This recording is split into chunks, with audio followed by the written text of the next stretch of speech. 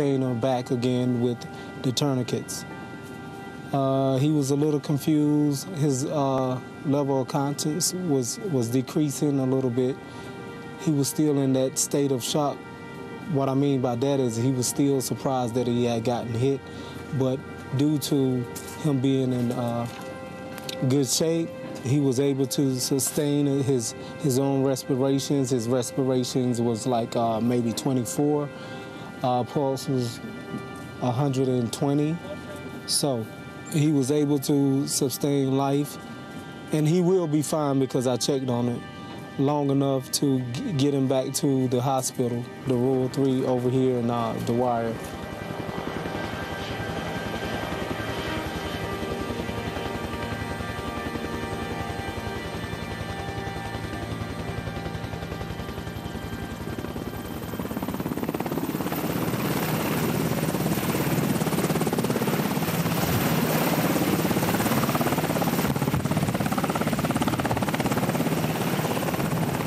My name is Sergeant Jordan Tyrone. I'm a flight medic at the 1st of the 214th Aviation Regiment out of Germany.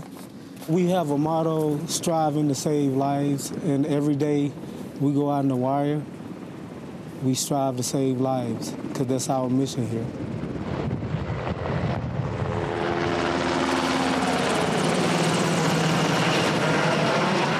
We are out several times a day, just answering the call, whatever it may be, from picking up a guy that just been struck from an IED to the guy that has abdominal pain.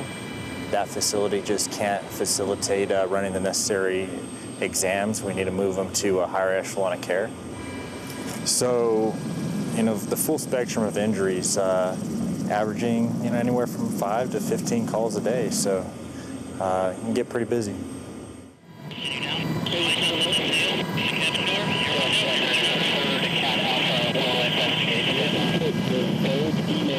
It's very disorientating. You don't know where the casualty is. And you'll sort of land into a dust cloud, and the dust starts to settle, and you can then work out what's going on. The medic will have had a conversation sometimes about the nature of the casualty, but not always.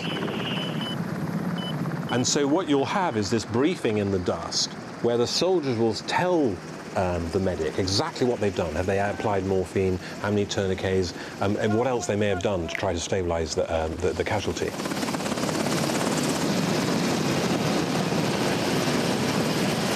The medevac teams and people like Tyrone are relatively unique in a combat or a fighting force because they're there to save lives, not to take them.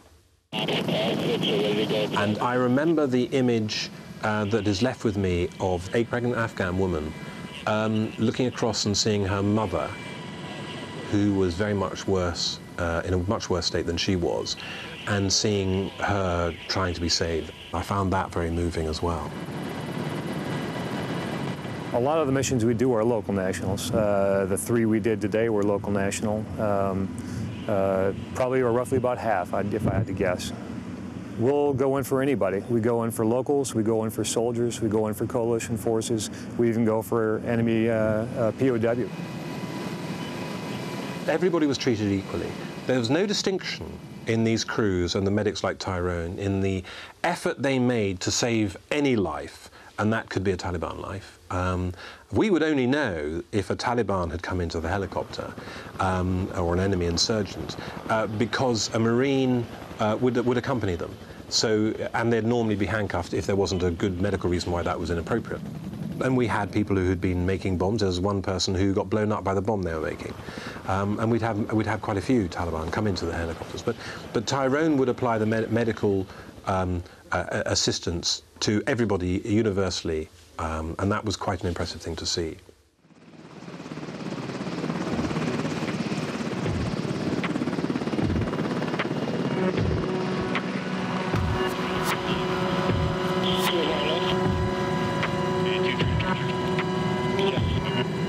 The aim of this helicopter isn't to fix you, it's to keep you alive. And they do that by trying to keep everything working by treating the body as a container, making sure it doesn't lose more liquids, and if it has lost too much, trying to replace them quickly.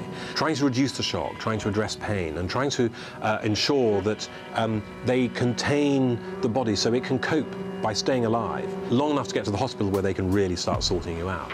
And it's remarkable what they can do. It's remarkable because if you get alive into that helicopter, the chances are pretty close to certain, of course there's a small amount, but it's pretty close, in the high 90%, that you're going to live.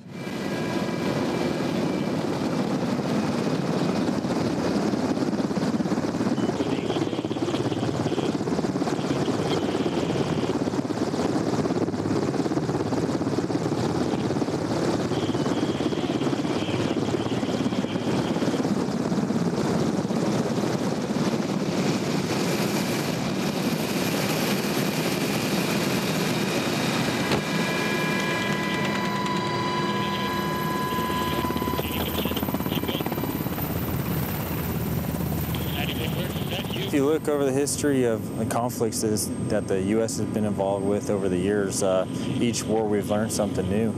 But in the past decade, there's been several advances. First thing is stopping the bleeding. The use of tourniquets as kind of a primary use of stopping hemorrhage. Prior to this, it was thought of usually only as a last resort. It's been saving a lot of lives. The other things are hemostatic agents, and what those are is just different agents that we can use to form clots on the site of injury.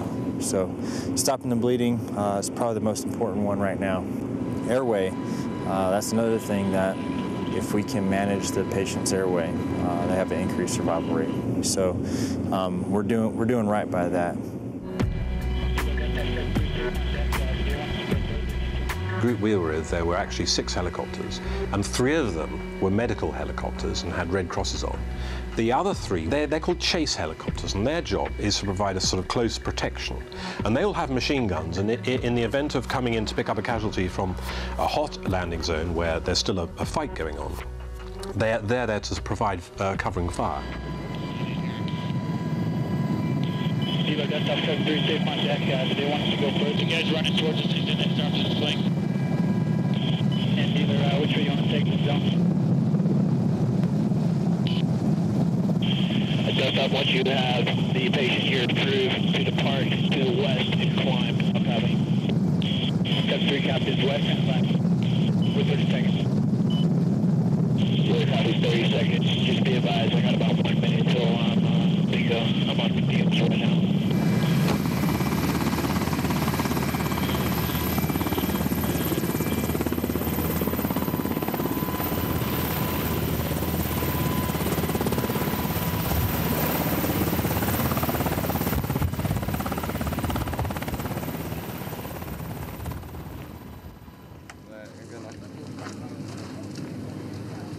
Can I just ask you a couple of questions? Oh, yeah.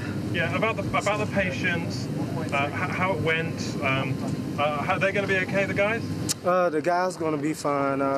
There were 2 POIs, point of injuries, in a hot landing zone for us.